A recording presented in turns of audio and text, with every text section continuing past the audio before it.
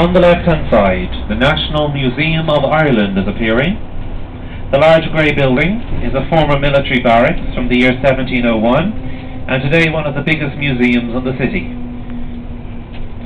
The big exhibit at the moment is the Sea Stallion, an exact replica of an actual Viking warship. It sailed from Denmark in the month of July, and has been on show here in the museum for the last few weeks.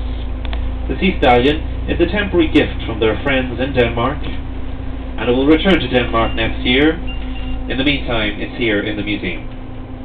On the right, the James Joyce Bridge. 4 years old, it was designed by Calatrava, a Spanish architect, and certainly stands out amongst the other bridges crossing the river.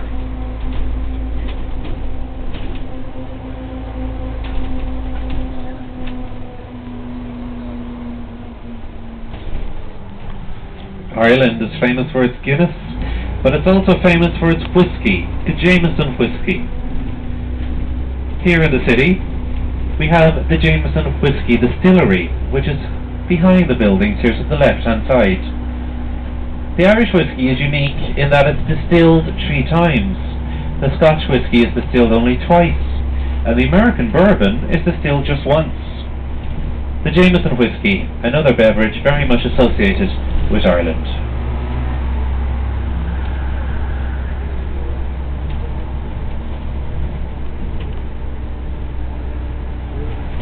The courts of justice are appearing to our left-hand side. They date to 1790, and were the War of Independence. These buildings were destroyed, but they were rebuilt to the original design of 1790. The symbol of justice is the harp. High above the black gates on the left, you will see the harp in an oval shape. The harp is on the coins, it's on our passports, and it's a symbol of our government and president. The only country in the world to have a musical instrument as its national symbol is Ireland.